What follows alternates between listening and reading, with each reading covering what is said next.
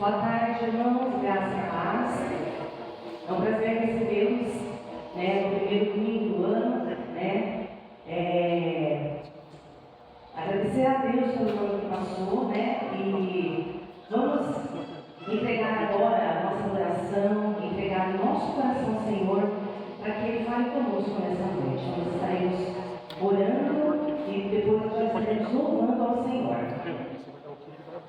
Pai amado, Pai querido, nós estamos em Sua presença para louvar e glorificar o Seu santo nome. Agradecer ao Senhor por o Senhor tem nos ajudado até aqui. Obrigada, Senhor, porque o Senhor nos trouxe com segurança para a Tua casa. O melhor lugar, Pai, que poderíamos escolher neste domingo, essa tarde quente. Obrigada, Senhor, por cuidar de nós. Nós agradecemos ao Senhor o ano que se passou, todas as bênçãos e todas as misericórdias que o Senhor derramou em nossas vidas. Obrigada, Pai. Obrigada pelo Seu cuidado sobre a nossa vida. E queremos nesse momento, Pai, entregar o primeiro domingo nas mãos do Senhor, no ano de 2005. Pedindo que o Senhor esteja conosco, nos abençoando, nos ajudando, Pai. E que possamos esse ano continuar fazendo a Sua vontade. Pai, renova nosso amor pelo Senhor. Renova, Pai, a nossa fé. Renova, Pai, a nossa alegria. Renova, Pai, tudo aquilo que conforme o tempo foi se quebrando. Só esteja nos ajudando, Pai. Que possamos, Pai, colocar o Senhor em primeiro lugar. Porque o Senhor, Pai, quando nós colocamos o Senhor em primeiro lugar, as outras coisas do Senhor acrescentam, como diz a Sua palavra. Senhor, fala conosco nessa noite. Fala aos nossos corações. Que possamos ser aqui, Pai, cheios de esperança, cheios de alegria. E, Pai, demonstrar ao mundo tudo aquilo que o Senhor tem feito em nossas vidas. Obrigada, Senhor Jesus. Seja conosco nesta noite. Recebe, Pai, todo o nosso louvor e toda a nossa adoração. E é em Teu nome, Pai querido, Pai amado, que nós agradecemos. Em Teu Filho Jesus Cristo. Amém. Amém. Meus irmãos, quantas coisas aconteceram nessa semana, né? Nós tivemos a oportunidade de finalizar o ano na presença do Senhor. Nós tivemos a oportunidade de fazer uma ceia e os agregados aqui juntos. Foi bem diferente e foi muito agradável, muito gostoso. Foi tanta fartura nessa ceia, mas tanta fartura, que a Amanda trouxe 2 frangos e praticamente voltou os 2 frangos de tanta coisa que tinha para comer. Mas Deus é tão bom que a gente ainda acabou abençoando para só uma pessoa, como são as coisas, para só uma pessoa pedindo comida. E a gente pegou um dos frangos e deu para a pessoa. Eu já sabia que essa pessoa provavelmente ia passar e ia precisar daquele frango. A Amanda falou que ela até enjoou da salada, fez uma salada de beterraba, ela até enjoou. E se as pessoas vão entender assim, como foi uma bênção aqui? Foi tanta fartura que eu saí daqui e não aguentava mais nada. Assim, eu nem olhava, acho que eu nem tomei café no outro dia. Fui direto para o almoço. Mas foi muito bom, muito bom. Quem esteve aqui foi abençoado. Quem não esteve, espero que tenha a oportunidade de estar em outras oportunidades. Mas Deus tem sido bom. Nós estamos agora começando mais um ano na presença do Senhor. O pastor Reginaldo não estará conosco hoje e nem no próximo domingo. Ele aproveitou para tirar uma folga merecida depois de um ano fazendo esse trajeto de Santo André para cá, e aí vai tirar 2 semanas. Mas nós estamos sendo abençoados pelo Juliano, seminarista, quase o pastor, já na reta final, já está. É uma bênção e ele vai estar nos abençoando hoje com a mensagem nessa noite e na semana que vem também. Louvo a Deus, agradeço o Juliano mais uma vez por estar conosco. E vamos nos alegrar, meus irmãos. Vamos aproveitar para a gente louvar a Deus, agradecer por aquilo que Ele tem feito. Convido os irmãos então para a gente estar ficando de pé. Nós vamos estar cantando esse cântico. Nós estivermos cantando esse cântico, vamos aproveitar também para nos cumprimentarmos, nos abraçarmos. Vamos aproveitar esse momento.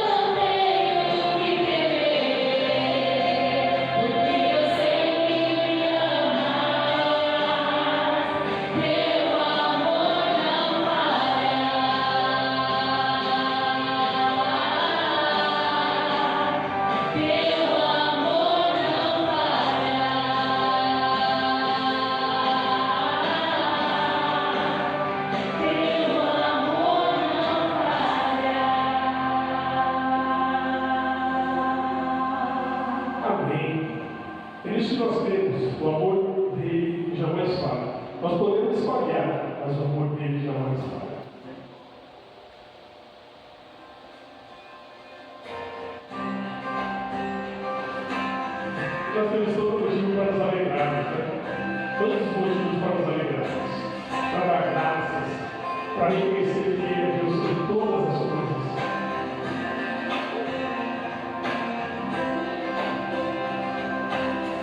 Porque o amor e teu sempre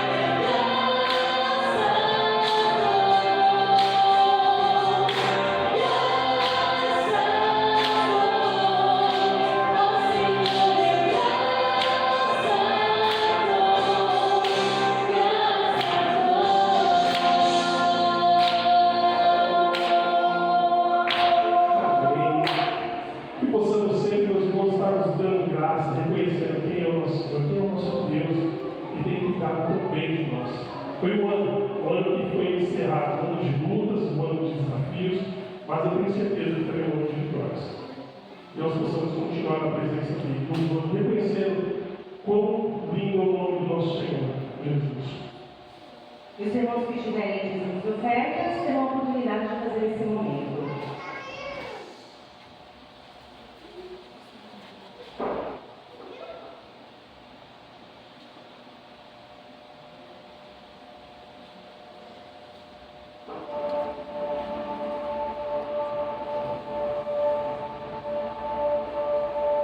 Um com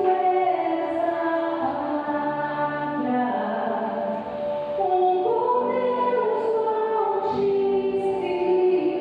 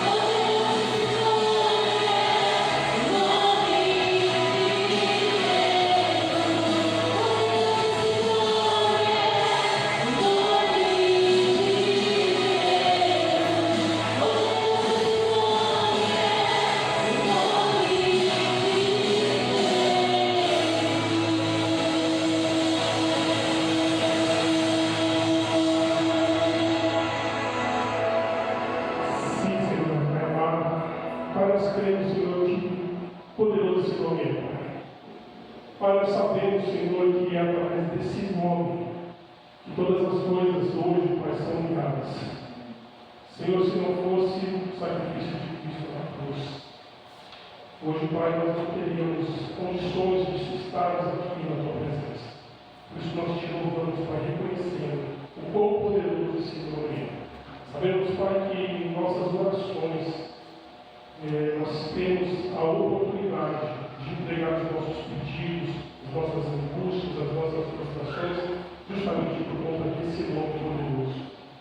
Por isso, Pai, nós te louvamos, Senhor, pelo privilégio, Senhor, de sermos resgatados, pelo privilégio, Pai, da Tua misericórdia, de nos perdoar, porque nós não merecemos perdão. Senhor, nós somos falhos, nós somos pecadores, nós somos pó, nós não deveríamos estar na Tua presença, mas ainda assim a Tua graça nos alcança. E por isso que nós te louvamos, reconhecendo que não há outro Deus além de Ti. Obrigado, Pai, obrigado pelo Teu amor, obrigado pelo Teu cuidado. E, Pai, agora, nesse momento, pedimos, Senhor, que o Senhor venha falar conosco através do Teu servo. Fale profundamente aos nossos corações, para que possamos sair daqui, Senhor, transformados. Que possamos sair daqui, Senhor, com um desejo legítimo de mudar, de mudança nas nossas vidas. Que nós não venhamos, Pai, sair como mudantes, mas que possamos sair daqui, Pai, certos que o Senhor tem planos nas nossas vidas. Pai, planta os Teus sonhos, planta, Pai, os Teus planos nos nossos corações, para que possamos entender, Pai, tudo aquilo que o Senhor pretende ainda fazer nas nossas vidas. Obrigado, Pai, por esta noite. Obrigado, pelos meus irmãos. Nós entregamos o nosso culto nas Tuas mãos, no nome sagrado do Filho de Jesus. Amém. Amém.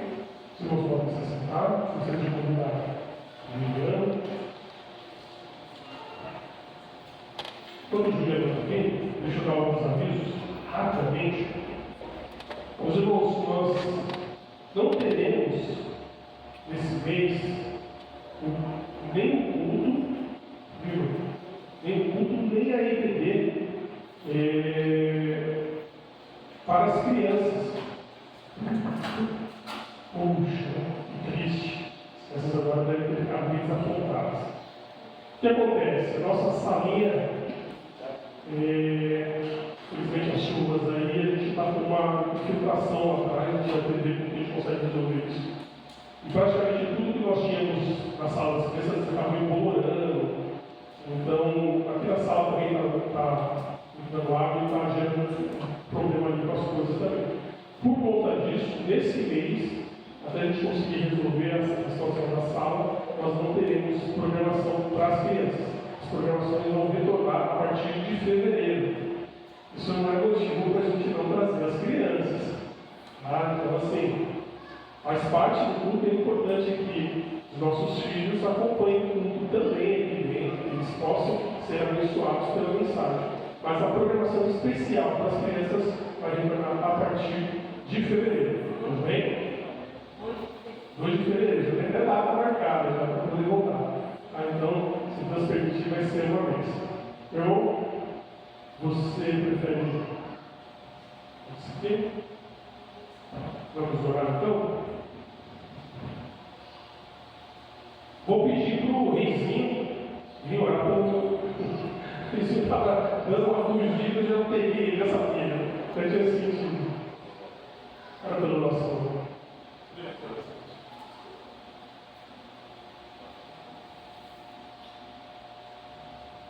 Olá, irmãos, paz, saudade. Oremos. Senhor Deus, amado Pai, aqui estamos mais um domingo, Pai, mais um início de ano, Pai, reunidos, Pai, em Teu nome para cultuá-lo, Senhor Deus, para aprender mais da Tua palavra, Senhor Deus, para escutar o que Tu tem para falar para nós, Pai, através do pastor, Senhor Deus.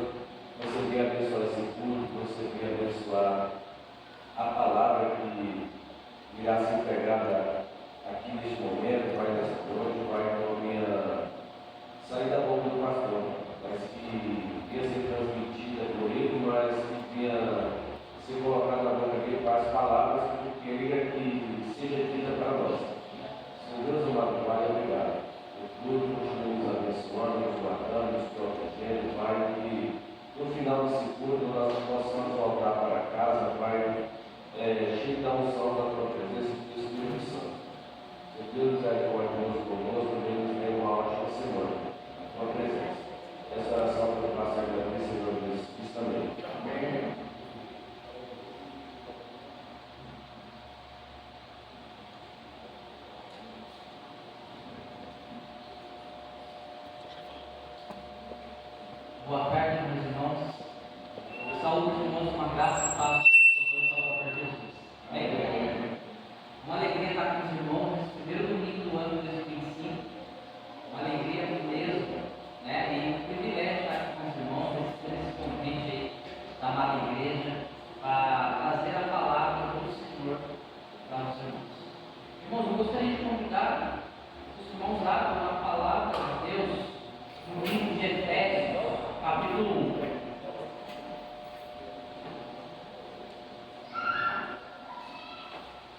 Efésios capítulo 1, do versículo 3 ao versículo de número 14.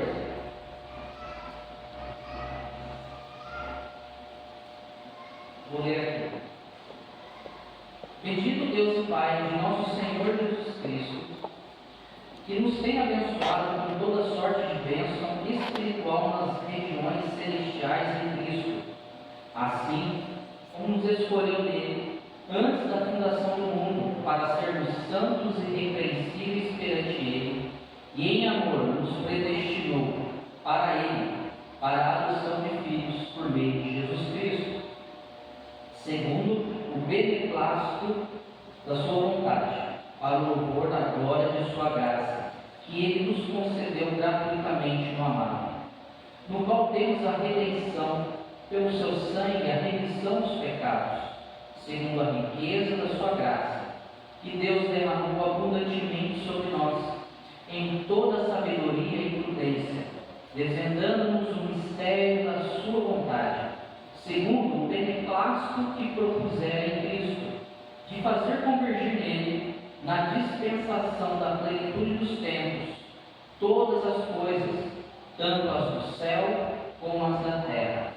Nele digo, no qual fomos também feitos herança, predestinados segundo o propósito daquele que faz todas as coisas conforme o conceito da sua vontade, a fim de sermos para o louvor da sua glória, nós, os que de antemão esperamos em Cristo, em quem também vós, depois que ouvistes a palavra da verdade, o evangelho da vossa salvação, tendo nele também crido, fostes selados com o Santo Espírito da promessa, o qual é o penhor da nossa herança, até o resgate da sua propriedade em louvor da sua glória.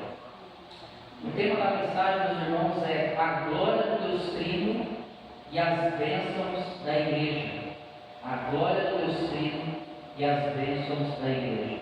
Essa exposição, eu dividi ela em 3 pontos. Então, o primeiro ponto é o Pai é louvado por ter concedido toda sorte de bênçãos espirituais à igreja. Você vai ver em versículo 3 a 6. O segundo ponto é o Filho é louvado por ter realizado a salvação para a igreja. Está no versículo 7 a 12. E o terceiro ponto é o Espírito é louvado por selar os crentes para o dia da redenção. Se encontra no verso 13 a 14. Irmãos, estamos diante de um belíssimo texto de todas as cartas paulinas. Efésios capítulo 1, do versículo 3 ao 14, é um hino de louvor ao Deus triuno, Pai, Filho e o Espírito Santo, que exalta a Trindade Santíssima. Portanto, nessa tarde, espero que você e eu saímos daqui edificados e transformados por meio dessa exposição. E antes de entrar nos pontos aqui, propriamente dito, eu gostaria de falar com os irmãos sobre essas 3 pessoas da Trindade. É uma introdução para entendermos aí o que Paulo, ele escreveu para o seu primeiro leitor da época. Então, para definirmos sobre a Trindade, eu trouxe aqui um comentário, uma definição bem rápida de um livro de um pastor chamado Ray Gruden. Ele vai dizer assim, que Deus é 3 pessoas. Cada pessoa é plenamente Deus. E há um só Deus. Essa é a definição desse pastor teólogo. Deus é 3 pessoas, cada pessoa é plenamente Deus e há um só Deus. A Trindade, meus irmãos, é o cerne da religião cristã. E claro, a relativa simplicidade dessa declaração é na verdade uma evidência do grande mistério da divindade. Em que sentido Deus é um? Em que sentido Deus é 3? Ao longo de toda a história da igreja, os teólogos fizeram uso de modelos e analogias para compreender melhor o significado de ser Deus, 3 em 1. O que precisamos entender é que o Pai está no Filho, o Filho está no Pai, o Pai e o Filho estão no Espírito Santo. Eles são plenos em si mesmos, em força, poder, majestade, glória, perfeição. Eles são coiguais, porém com papéis diferentes entre eles na criação. Dentro desse estudo sobre a Trindade, existe um campo chamado Economia da Trindade. O que vem a ser isso? A economia da Trindade nada mais é do que as tarefas ou o papel de cada pessoa ali na Trindade. Cada um tem a sua missão, cada um tem o seu papel, porém os três são plenos em si mesmos. Tá?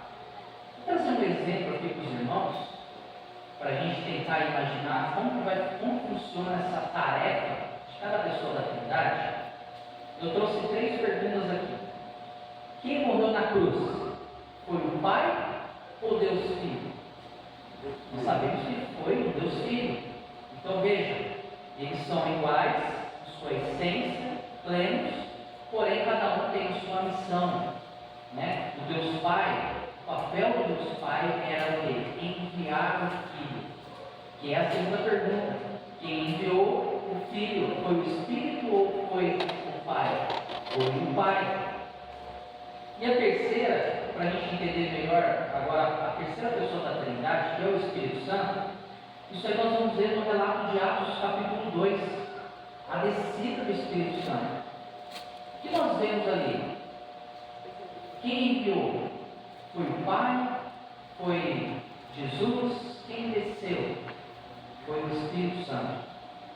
Por que é importante nós entendermos sobre as pessoas da Trindade e a missão de cada uma delas? Porque, irmãos, cada uma delas, Pai, Filho e Espírito Santo, trabalhou desde a eternidade com o propósito de se revelar a nós, a igreja do Senhor. O Pai envia, o Filho morre, e o Espírito Santo vem e inaugura a igreja do primeiro século. É isso que acontece.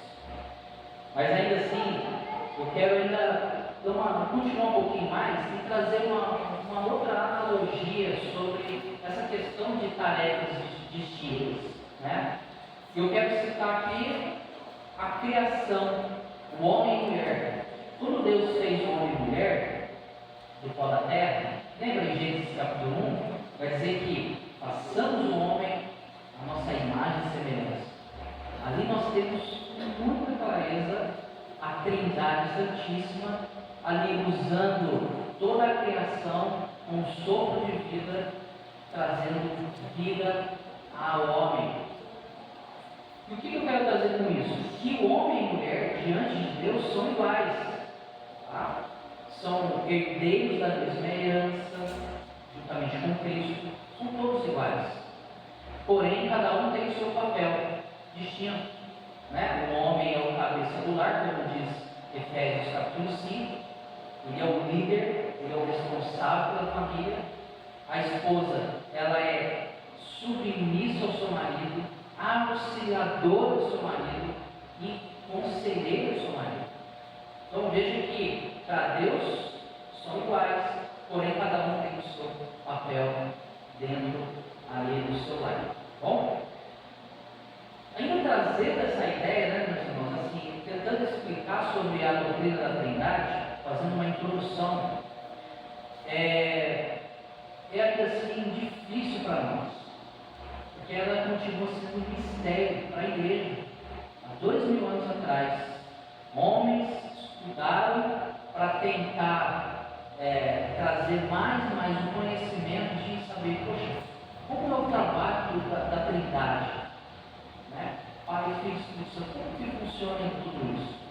Mas assim, é um mistério para a gente entender como que é o Pai, o Filho e o Espírito Santo, os três são um. Né?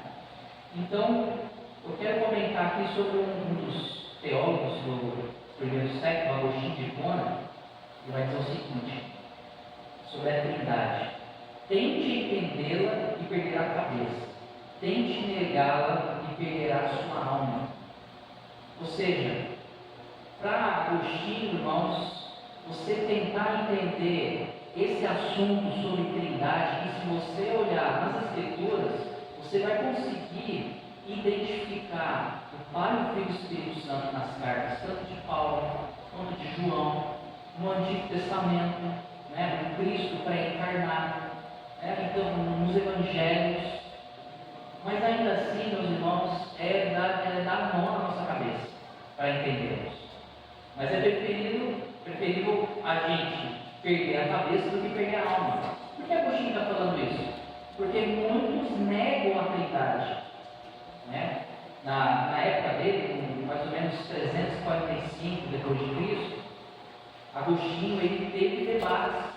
Né? Outros homens também, no primeiro século, que considerados pais da igreja, tiveram vários debates com falsos profetas.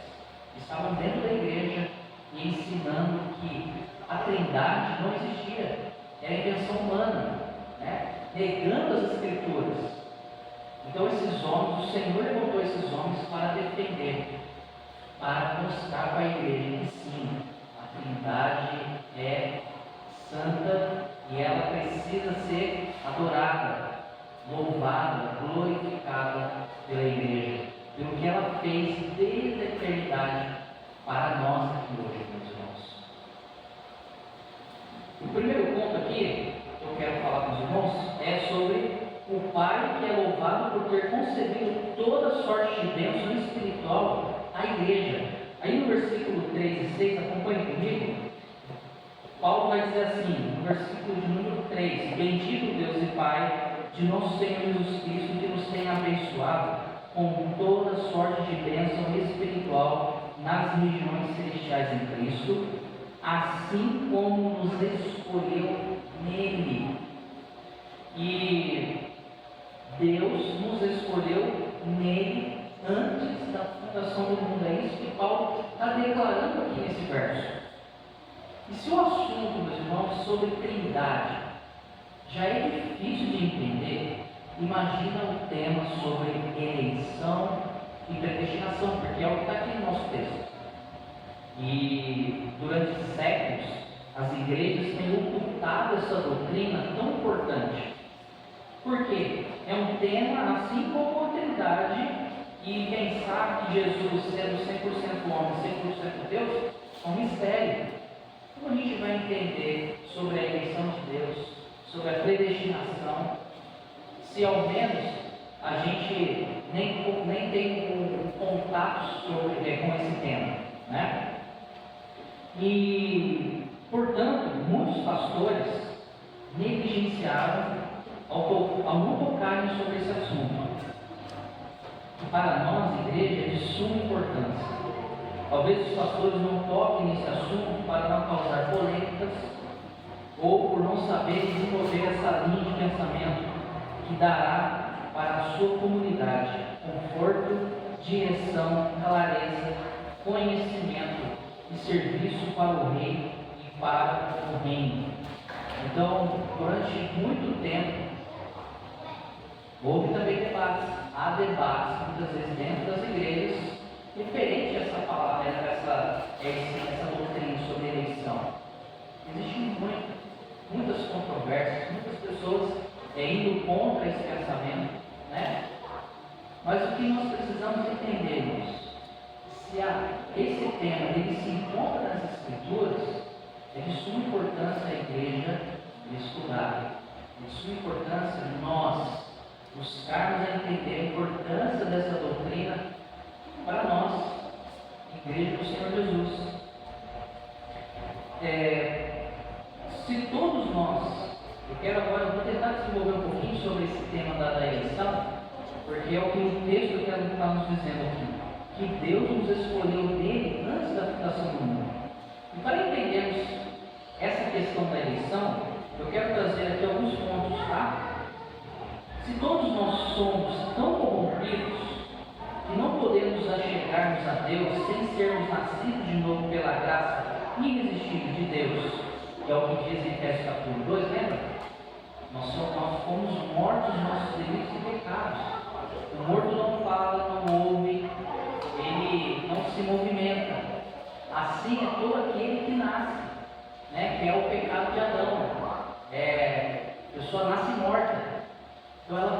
precisa de algo que faça com que ela viva novamente.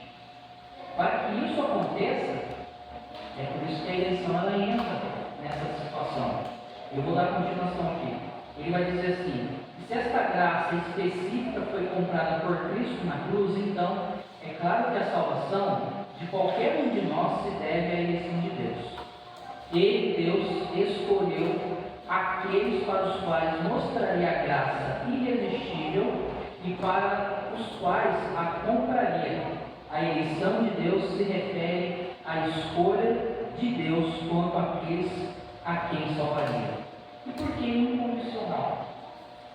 Porque não há nenhuma condição que o homem tenha de satisfazer antes de Deus escolher salvá-lo.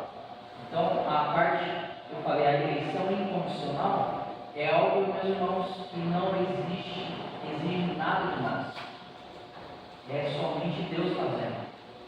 Se você perceber no Antigo Testamento, por exemplo, as alianças de Deus, as alianças do Senhor que Ele fez com Noé, com Abraão, com Moisés, com Davi, algumas daquelas alianças são alianças pacto incondicional.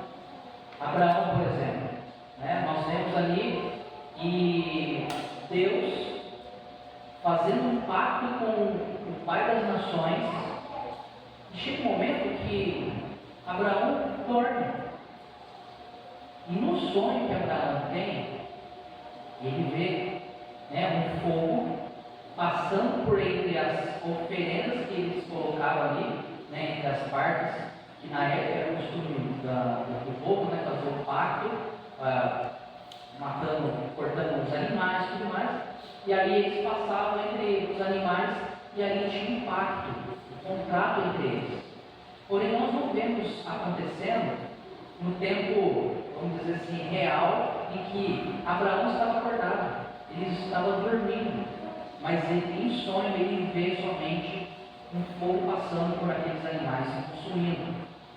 Ou seja, no quando ele desperta, ele entende com clareza que Deus assumiu todo o pacto de forma incondicional. Não vai ter dever nenhum de Abraão sobre essa aliança. A parte todinha, quem assume é o próprio Deus. Nós temos outros textos, Moisés, ali no pé do monte de Sinai, ali é diferente. Moisés, ele faz um cerimonial, ele sacrifica os cordeiros, ele convida os israelitas, ele abre a palavra da lei, ele abre o livro da lei, e ali ele fala: olha, povo de Israel, agora nesse momento nós vamos entrar numa aliança com um Deus que nos libertou lá do Egito. E nisso ele faz o quê? Ele faz a aspersão do sangue do cordeiro naquela multidão, naquelas pessoas, e ali se concretiza uma aliança, um pacto condicional, diferente do de Abraão. Ou seja, qual era a condição agora desse pacto? Nós vamos ver em Deuteronômio 28, Deus dizendo que se o povo ali obedecesse a sua lei, ele abençoaria o povo, ele abençoaria a terra. Mas se o povo desobedecesse a lei, voltasse novamente para os ídolos, Deus os amaldiçoaria, lançaria praga, lançaria os inimigos. Então veja, essa questão do pacto é muito importante para nós entendermos condição e incondição. Tá? Alguns textos bíblicos, meus irmãos, que eu quero ainda desenvolver com os irmãos, que diz assim, Atos capítulo 13, versículo 48, diz assim: os gentios, ouvindo isto, regozijavam-se e glorificavam a palavra do Senhor, e creram todos que haviam sido destinados para a vida eterna. João 10, versículo 26, diz assim: mas vós não credes, porque não sois das minhas ovelhas.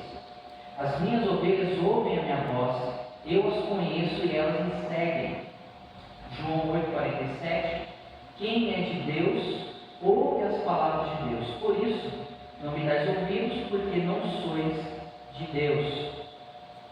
Mas um texto sobre essa questão da eleição diz assim, Romanos 9:11, e ainda não eram os gêmeos nascidos, nem tinham praticado o bem ou mal, para que o propósito de Deus quanto à eleição prevalecesse, não por obras, mas por aquele que chama. Em Romanos 8, do 28 ao 30 e 33, Paulo escreve assim, sabemos que todas as coisas cooperam para o bem daqueles que amam a Deus e daqueles que são chamados segundo o seu propósito. Porquanto, aos que de antemão conheceu, também os predestinou para serem conformes à imagem de seu Filho, a fim de que ele seja o primogênito entre muitos irmãos. E aos que predestinou, a esses também chamou, e aos que chamou, a esses também justificou. E aos que justificou, a esses também glorificou. Quem tentará acusação contra os eleitos de Deus? É Deus quem os justifica. Por que a igreja deve se maravilhar com essa doutrina? Porque nós somos amados por Deus antes da fundação do mundo. Deus realiza este amor eterno na história porque Ele queria um povo para si. Como Pedro diz na sua carta, raça eleita, propriedade exclusiva de Deus, sacerdócio santo, nação santa. Deus, sendo soberano, escolheu os piores pecadores para transmitir o verdadeiro Evangelho. Ele salvou os loucos para confundir os sábios. Escolheu as coisas fracas para envergonhar as fortes. 1 Coríntios capítulo 1, versículo 27. Deus nos ama. Deus não ama os ímpios. Ele ama a sua igreja, a noiva do seu filho. É isso que nós temos que entender. Isso para nós é um conforto. Por quê? Porque você e eu sabemos de quem nós temos crido. Como Paulo fala, estamos certos que Ele é poderoso para guardar o nosso tesouro até o dia final. Ou seja, você pode estar passando por qualquer situação difícil, qualquer provação, mas você crê que Cristo te salvou. E por mais que venham as provações, as tentações, para tentar te derrubar, lembre-se, você é amado, você é amado por Deus. Tá? Lembre-se disso. O Senhor te ama antes da fundação do mundo. Esse é o amor do Senhor para nós. E não somente isso, Ele nos escolheu para sermos santos e irrepreensíveis. Ele diz assim, você não somente é amado, o amado por Deus Pai, você é chamado a ser santo e irrepreensível diante dele. Há duas coisas, meus irmãos, que somos chamados por Deus. Primeiro, o chamado irresistível. O que vem a ser chamado irresistível? Eu vou explicar. O segundo é o chamado ao serviço do reino. O chamado irresistível, meus irmãos, é a salvação, é a conversão. É aquele momento em que você ouve da mensagem do Evangelho, você entende a pregação, você reconhece que você é pecador e pecadora, e que você carece, necessita de um Salvador. E naquele momento você pede perdão e olha para a cruz e vê que Cristo é o único que realmente pode te salvar. Aquele ato, meus irmãos, é o ato da conversão, é um ato de transformação que acontece na vida cristã. O Senhor, Ele faz isso de forma irresistível. Por quê? Porque foi Ele que nos escolheu antes. É Ele que nos chama antes. Lembra? Jesus vai dizer no Evangelho de João capítulo 10, as minhas ovelhas, quando eu as chamo, elas vão ouvir a voz do pastor e elas vão me seguir. Quem não é ovelha, não ouve a voz do pastor, mas sim do mercenário, dos falsos mestres. Mas quem é ovelha, ouve a voz do pastor, ouve a voz de Jesus Cristo que deu a vida pelas ovelhas. Essa é a conversão, esse é o chamado irresistível. Chamado esse que o Deus Pai, Filho e Espírito Santo opera de forma milagrosa no coração do ser humano. Nós, irmãos, somos milagres de Deus aqui. Eu e você. Se você olha para o seu passado, você sabe muito bem quem você era antes. Se você olha hoje e vê quando Cristo te transformou, é um milagre. Mas como isso aconteceu? Um chamado irresistível. Nós não conseguimos resistir a Deus. Não tem como um coração endurecido se resistir a Deus. Quando Ele chama, Ele quebra, Ele nos quebra, Ele nos derruba, para que enxerguemos lá no monte, no pico, a cruz de Cristo, e veremos ali o verdadeiro Redentor a quem nós precisamos. O segundo, meus irmãos, é o chamado ao serviço do reino.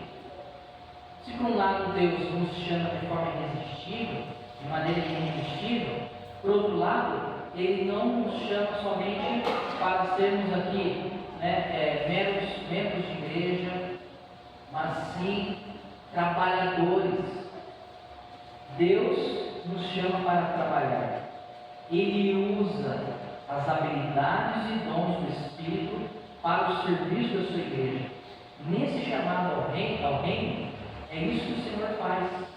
Ele envia o teu Santo Espírito e o Espírito Santo dele faz o que em nós? Nos dá dons espirituais, as habilidades. E talvez você pense, poxa, o ensino é só para o pastor, para o mestre, para evangelizar é só para o missionário, né? Mas não, meus irmãos. Aquilo que o Senhor te deu de habilidade, é isso que Ele quer que você exerça, tanto na igreja quanto lá fora, para a sociedade. Se você, por exemplo, é na área da educação, é um professor ou uma professora, lembre-se, os seus alunos, eles são alvos do Evangelho. Então, quando você começa a dar o seu melhor lá fora, no seu trabalho, na sua habilidade que Deus te deu, e às vezes é realmente a nossa profissão ali, né? Às vezes a profissão, talvez de uns aqui seja na esfera pública, você consegue ter um relacionamento com pessoas lá fora. Lembre-se que Deus, é Ele que colocou isso no coração de vocês, para que vocês sejam usados por Ele lá fora também. Não só aqui dentro da igreja, mas lá fora. Né? No século XVII, mais ou menos, houve um despertar na Inglaterra. Famílias, elas foram despertas ali, através do Evangelho, e elas começaram a fazer o quê? Usar a sua profissão para a glória de Deus e ali abençoar a comunidade. Então, um engraxate de sapato, por exemplo, ele fazia o melhor. Quando ele fazia o melhor, as pessoas percebiam a diferença. E é isso que vai acontecer lá fora. Através do nosso trabalho, as pessoas elas vão perceber a diferença. Por quê? Nós fazemos para a glória de Deus. Esse é o ponto. É por isso que o Senhor nos chama, para exercermos as nossas habilidades, aqui dentro e lá fora, para glorificar o Senhor. Aqui também nós temos, irmãos, um texto bíblico que é muito interessante, que ele vai dizer o seguinte: em amor Ele nos predestinou para a adoção, que é uma das bênçãos espirituais do Senhor, né? Essa palavra adoção. A igreja, ela vai se alegrar diante dessa notícia. Por quê? Porque ela vai reconhecer que ela não está órfã, ela não está sem pai.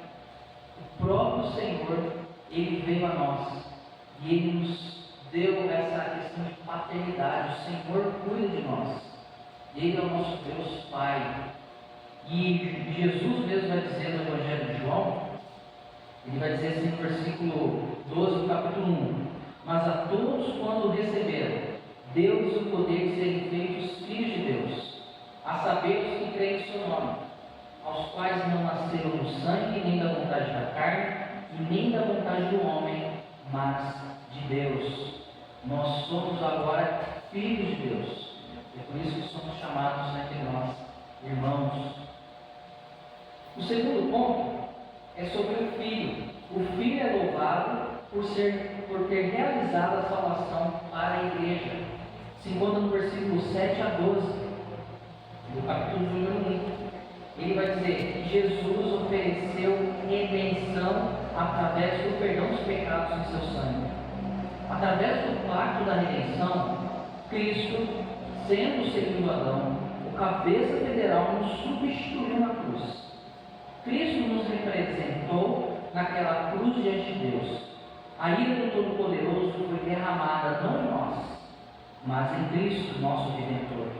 Ele tomou todo o cálice da lei de Deus, e em meu lugar e em seu lugar. Em Cristo todos os nossos pecados foram pagos, os pecados do passado, presente e futuro. Estamos puros diante de Deus. Sendo assim, irmãos, Deus não vive irado com o crente quando peca. Deus, Ele está irado com o ímpio, que ama e tem prazer no pecado. Há uma diferença nisso tudo. Nós fomos justificados perante Deus por meio da obra de Cristo realizada na cruz do Calvário. Foi isso que o Senhor fez por nós, né? A justificação pela fé, e pela fé somente. Não há o que temermos, meus irmãos. Às vezes o cristão pode pecar e aí ele começa a trazer várias acusações para si, ao ponto de se desanimar, não querer mais ir para a igreja, ou até mesmo se afastar dos irmãos. Mas os irmãos têm que lembrar que a velha natureza está em nós ainda. Esse é o ponto. Mas o que nós precisamos entender? Que fomos justificados de forma total, plena, na cruz do Calvário. Cristo, Ele pagou por todos os nossos pecados. Esse é o ponto. Esse é um dos lemas, meus irmãos, que no século XVI foi muito protesto, né, entre as igrejas protestantes e a igreja católica. Por quê? A igreja católica estava trazendo uma ideia de, para você chegar até Deus, para você ganhar a salvação, você precisa fazer várias coisas, várias obras.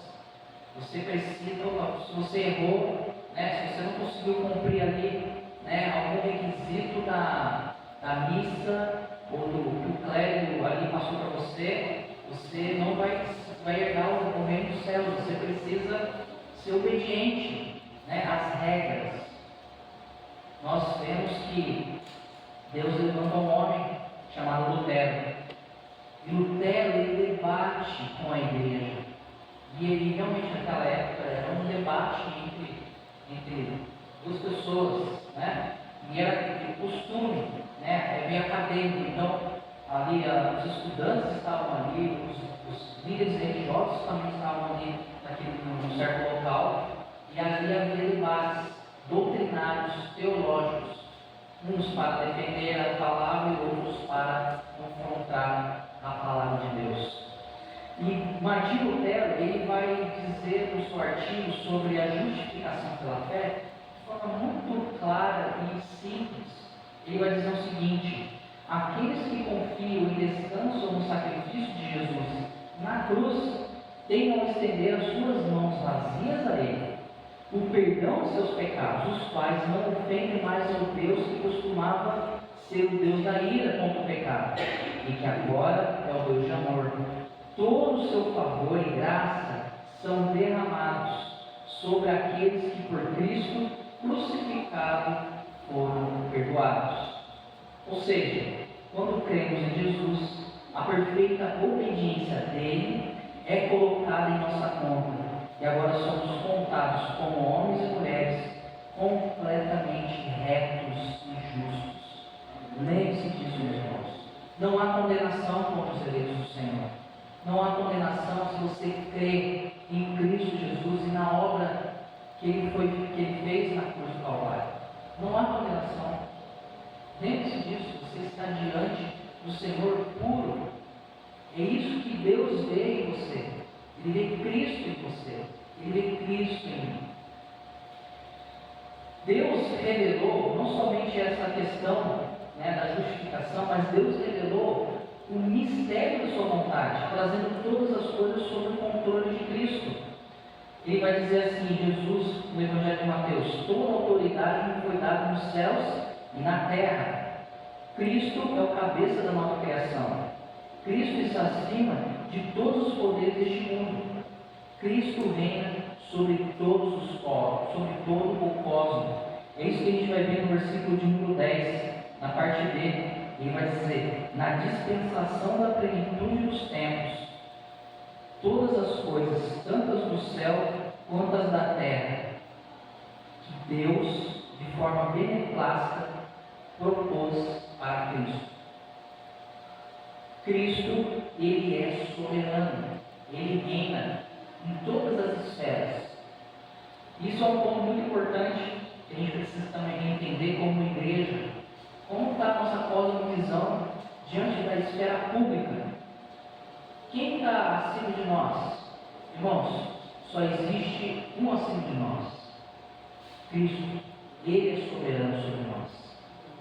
Nas demais esferas públicas, eu falo aqui Estado, educação, família, igreja e etc., são todas ali paralelas perante o Senhor. O único que reina e é soberano é Cristo. Ele reina e governa sobre todas as esferas. Abraham Kuyper vai dizer o seguinte sobre isso: não há um centímetro quadrado em todo o domínio de nossa existência sobre o qual Cristo, que é soberano de todos, não possa gritar: é meu. Cristo reina sobre cada quadrado, cada centímetro desse universo. Ele reina. Ele reina sobre a igreja, Ele reina sobre a família, Ele reina sobre o Estado, sobre a educação, sobre o trabalho, sobre as finanças. Ele é o rei, Ele é o cabeça. Mas talvez você pense: poxa, se Ele reina, o que nós temos que fazer? O que vai acontecer conosco então? Lembremos, meus irmãos, que um dia prestaremos contas diante dele. Um dia nós estaremos diante do trono de Deus e prestaremos conta diante de tudo isso. Um terceiro ponto aqui é sobre o Espírito, que é louvado por selar os crentes para o dia da redenção. E é o versículo 13 e 14. E ele vai dizer que o Espírito Santo, ele selou aqueles que creem no Evangelho como um sinal da posse de Cristo. Irmãos, vejam que o Espírito Santo é que vos fala por meio da palavra. A missão do Espírito Santo é nos levar para o Calvário e expor o Redentor diante de nós e dizer: está vendo a cruz? Sim, aqui está aquele que venceu a morte, o pecado e o diabo. Ele é o campeão de Deus. Ele quer você para se juntar a Ele nesse grande reino, o reino de Deus. Não precisa ficar temeroso com sua vida. O Espírito de Deus é aquele que consola e habita em nós. E ele vai dizer isso no Evangelho de João capítulo 16. O Espírito de Deus habitará em você e o mundo não vai te ver. E ele não para nisso. Qual é o papel ainda mais do Espírito Santo? É ensinar, é trazer o conhecimento para a igreja local de quem é o campeão de Deus. Cristo Jesus. Quem é Cristo? Esse é o papel do Espírito Santo: ensinar a igreja. E é isso que ele faz. Ele faz através da sua palavra. O Senhor, ele, de forma muito clara e bela, ele expõe os ensinamentos através dos sacramentos, que é a ceia e o batismo. Ele traz para nós a cruz e nos mostra a importância de termos Cristo ao nosso lado. O Espírito Santo faz isso. É o Espírito de Deus que ilumina quando você lê as Escrituras na sua casa. É Ele que intercede por você quando você está orando. É Ele que usa a sua vida, não somente para a área do ensino, mas para a área do aconselhamento, para o discipulado, para a evangelização, na pregação, no serviço do reino. É o Espírito de Deus que faz isso. Ainda mais, meus irmãos, Ele nos guarda. Veja no texto, vai dizer: fostes selados com o Santo Espírito da promessa. O Espírito de Deus nos selou. Ele nos guarda, Ele nos preserva para um evento maravilhoso que é a vida do Cristo Redentor. Não há o que temer, meus irmãos, não há o que temer. Lembra, o Deus Pai, Filho e Espírito Santo, eles são glorificados e louvados porque eles abençoaram demais a igreja do Senhor, né? Ele nos abençoou, Ele nos trouxe, nos resgatou, nos fez descer ali nas águas do batismo, nos deu a oportunidade de celebrar a mesa da ceia em memória de Cristo, para relembrarmos sempre, né, daquilo que Cristo fez por nós. Ele nos justificou, nos escolheu antes da fundação do mundo. Foi isso que o Senhor fez por nós. Glorifiquemos a Ele. Algumas aplicações práticas para nós nessa noite. Primeiro, seja grato ao Senhor pelo que Ele tem feito na sua vida. Busque uma vida em santidade diante dEle, porque Ele está diante de nós nessa noite. Segundo, seja grato a Cristo, porque Ele substituiu a mim e você naquela cruz. Irmãos, de maneira nenhuma um ser humano, um pecador, assumiria uma missão tão nobre como aquela, e pesada. Cristo fez isso por nós. Né? Nós celebramos aí mês passado o Advento, o Deus encarnado. Aquela criança tinha uma missão, a missão dela era o quê? Substituir os traidores. Somos nós. Nós éramos traidores de Cristo, mas ainda assim Ele morreu por nós. Louvemos sempre a Ele, adoremos sempre a Ele e proclamemos esse Evangelho da salvação para as pessoas. É isso que nós temos que falar, igreja, para as pessoas lá fora. Que Cristo morreu por nós, Ele ressuscitou no terceiro dia e está junto ao céu. E terceiro, louvemos o Espírito Santo por ter nos convencido do pecado. O simples fato, meus irmãos, de você estar aqui é porque o Espírito Santo te trouxe. O fato de você muitas das vezes pecar e ali a sua consciência dizer: olha, você pecou contra Deus, e você ali você pede perdão, é o Espírito de Deus que está fazendo isso com você. Entenda que é o Espírito de Deus que nos enche. Ele enche a igreja do Senhor de santidade, é Ele que nos santifica. E não somente isso, Ele traz vida à igreja, Ele aviva a igreja. Na história da igreja nós vemos alguns avivamentos acontecendo, né?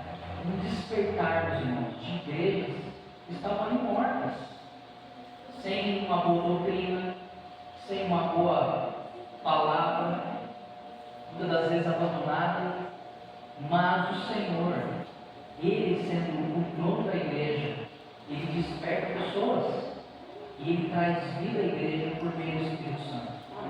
Amém? E para você que talvez esteja nessa noite aqui desacreditado em meio a tantas coisas que tem visto neste mundo, nos noticiários, ou até mesmo nas igrejas, saiba que, independente do quão tamanho está sendo o escândalo para você, saiba que cada uma das pessoas deste mundo estará diante do trono de Deus, uns para a vida eterna e outros para a morte eterna.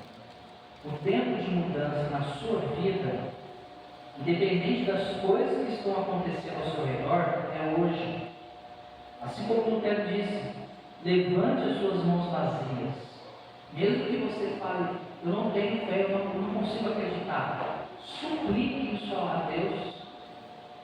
Levante as suas mãos vazias. É isso que o Senhor Ele faz por nós. Não há mérito algum na salvação. Não há mérito algum em transformação e santificação. É o Senhor que faz tudo isso por nós. Faça isso nessa noite. Levante as suas mãos vazias e peça para o Deus e Pai de nosso Senhor Jesus Cristo vir até você. Viva para Cristo. Seja seguidor e seguidora dele. E encontre a resposta. Porque Ele te ama. Porque o que Ele fez por você naquela cruz.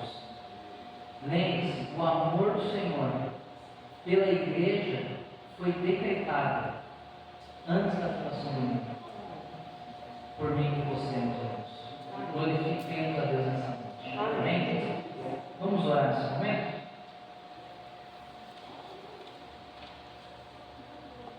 Pai Celestial, Espírito Eternal, eu te adoro como único ser, única essência, único Deus em três pessoas distintas, por trazer os pecadores ao teu conhecimento, ao teu reino. Ó Pai, tu me amaste e tu tens amado até aqui, e enviaste a Jesus Cristo para nos redimir. Senhor Jesus, o Senhor nos ama e assumiu a nossa natureza, derramou seu sangue para nos lavar dos nossos pecados. O Senhor operou toda a justiça para cobrir a nossa indignidade. Ó Espírito de Deus, o Senhor nos ama, o Senhor entrou em nossos corações e implantou a vida eterna. O Senhor revelou a nós a glória de Jesus Cristo. Três pessoas em um só Deus, bendito e bendizemos ao Senhor, louvamos ao Senhor. Por amor tão imerecido, tão invisível, tão maravilhoso, tão poderoso para salvar os perdidos e elevá-los à sua glória. Deus, muito obrigado por tudo que o Senhor fez por nós essa noite. Louvemos sempre ao Senhor nesse ano de 2025. Não esqueçamos, Senhor, de Ti, nem um minuto sequer. Possamos, ó Deus, no poder do Teu Santo Espírito, nos dedicarmos a Ti para o resto da nossa vida. Em nome de Jesus. Amém. Amém.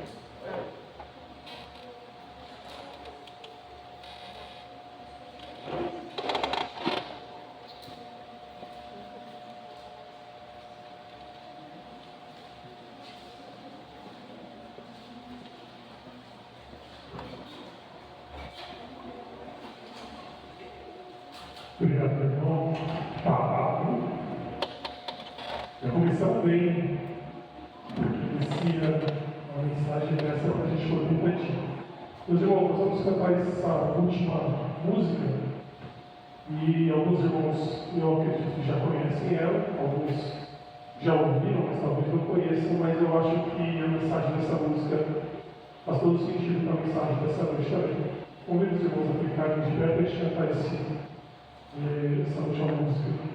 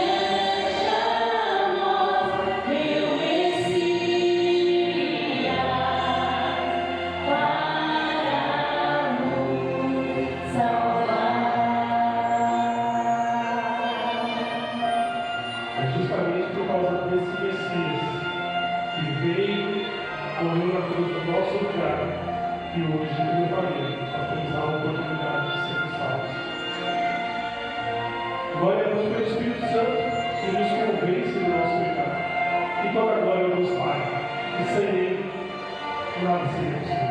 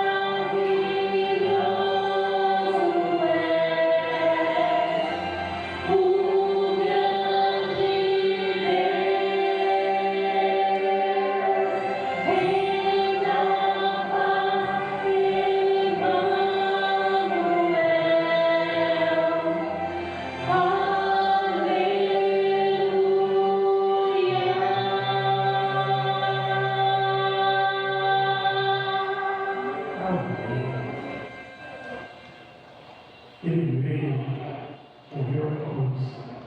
O Espírito Santo nos convence que nós somos pecadores. Nós não merecemos, mas mesmo assim o Senhor morreu na cruz, para que nós pudéssemos ter vida e salvação.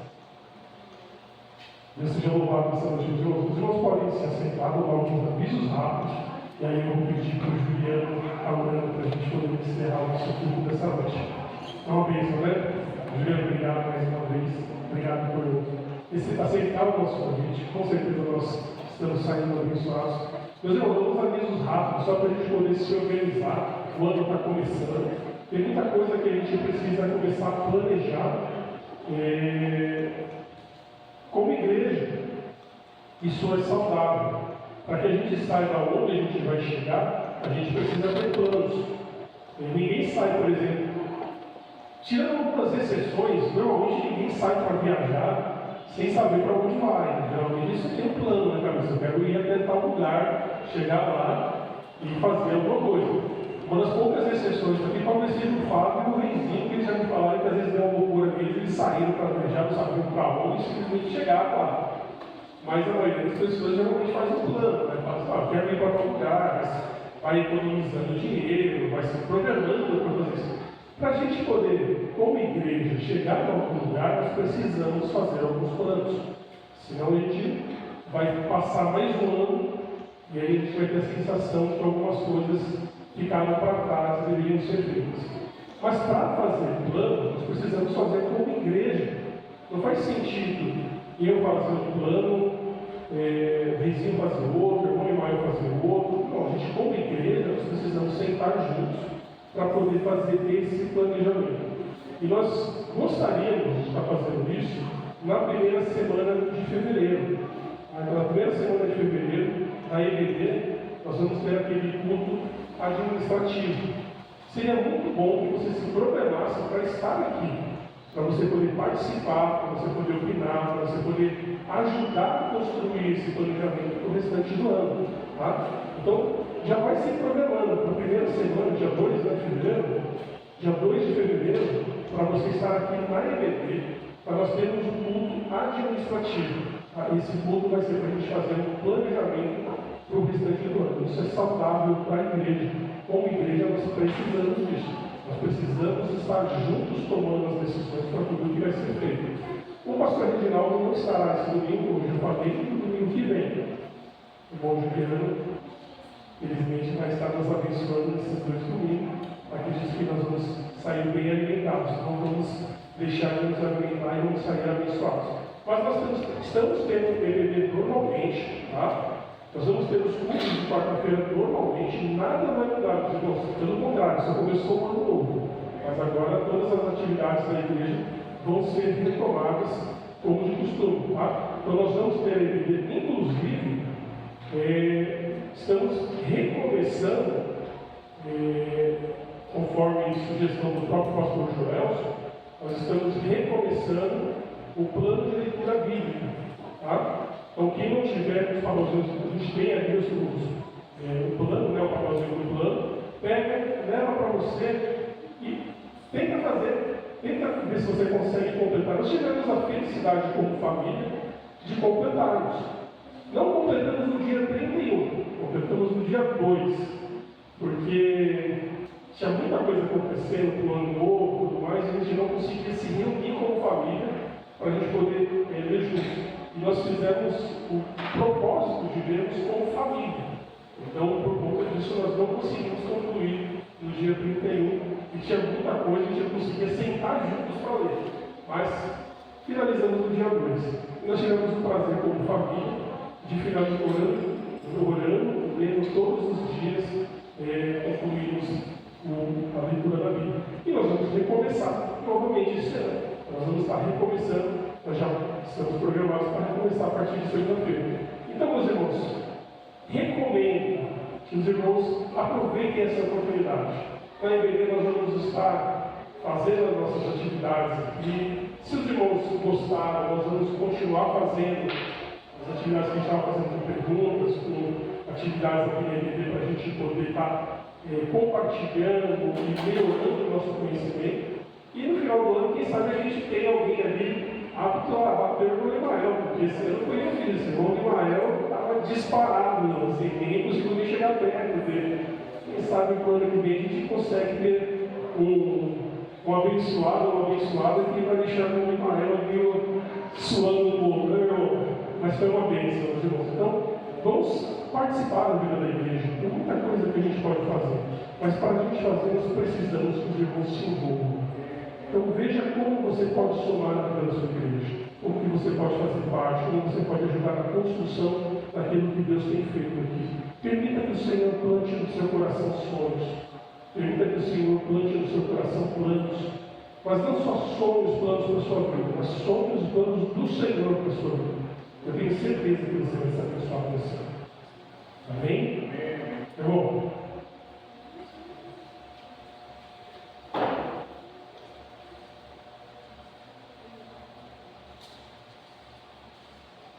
Oremos. Santo Eterno Deus, mais uma vez nós invocamos o Teu nome. Glorificamos o Senhor por tudo que o Senhor fez por nós até aqui, Senhor. Obrigado porque este culto é para o Senhor, somente para ti. Deus, nos despeça na paz do Senhor, debaixo da paz do Deus Trinitário, Santo, maravilhoso, todo-poderoso. Que essa semana, Senhor, seja uma semana de bênção na Tua presença. Os nossos irmãos aqui, todos nós possamos relembrar, Senhor, da Tua palavra, nos nossos lares, nos nossos trabalhos, seja em qualquer área que o Senhor queira nos levar, Senhor. Usa as nossas vidas assim, fortaleça-nos lá fora, lutando, Senhor Deus, com o mundo, com a cultura, Senhor Deus, que está tão diferente, tão totalmente ao contrário do que a Tua palavra fala, Senhor. Deus, nos despeça na Tua paz, no nome santo e maravilhoso de Jesus Cristo. Amém. Boa noite, irmãos. Até o próximo domingo, então.